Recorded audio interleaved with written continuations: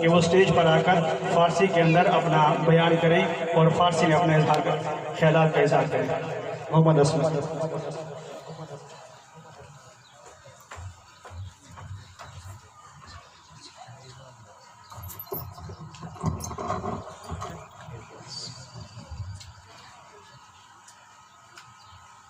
نحمده ونصلي على رسوله الكريم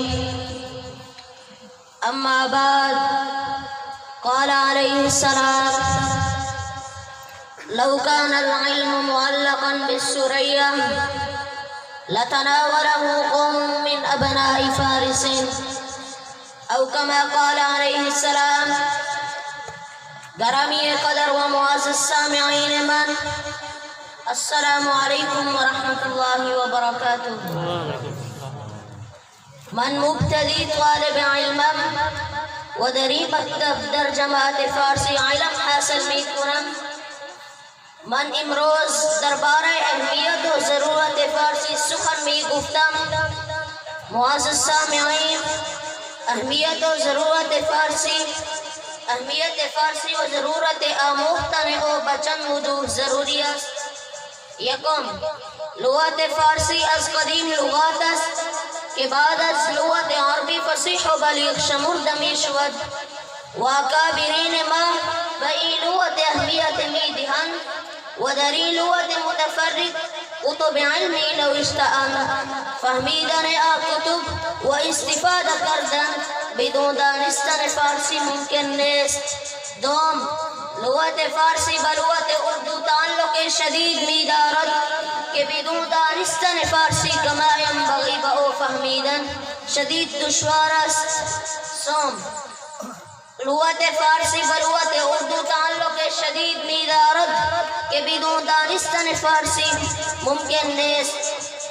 سوم، شعرای عظیم که در پاک و هند باشند، خصوصاً علامہ اقبال کے اکثر کلام آنا در فارسی است، کسی که لغت فارسی نمی دانست نمی فهمید۔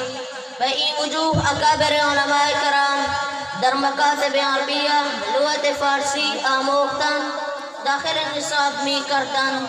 من قبل از آمدن این مکتب لغت فارسی شدید مشکل می پنداشتم، ولیکن چون به مکتب آمدم و از اساتذه شنیدم که کوشش هر مشکل را قریب می کرد، اراده من بلند شد و کوشش در آموختن فارسی مزید کردم و بحمد الله تعالی امروز آموخته رسید که در فارسی اظهار خیال می کنم۔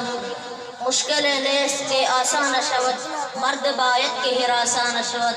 وآخر دعوانا ان الحمد لله رب العالمین۔ جو ہوں فرعون میں ان کو خدا کہہ دوں یہ مشکل ہے،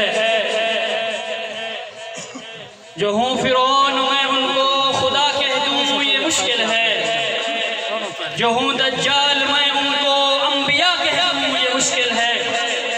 مجھے زنجیر پہنا دو، مجھے زنجیر پہنا دو، مجھے سولی پر چڑھا دو، مگر میں رہزنوں کو رہنما کہہ دوں یہ مشکل ہے۔ یہ تھے حافظ محمد عصمت، طالب علم مدرسہ جامعہ علیہ حیدر کرار، جو بہت ہی خوبصورت انداز میں فارسی میں بیان فرما رہے تھے۔ اب میں مختصر وقت کے لیے جامعہ حاضر کے طالب علم محمد احمد کو دعوت دوں گا کہ وہ آئیں اور مختصر وقت میں اپنا نعتیہ کلام پیش کریں۔ السلام علیکم ورحمۃ اللہ وبرکاتہ۔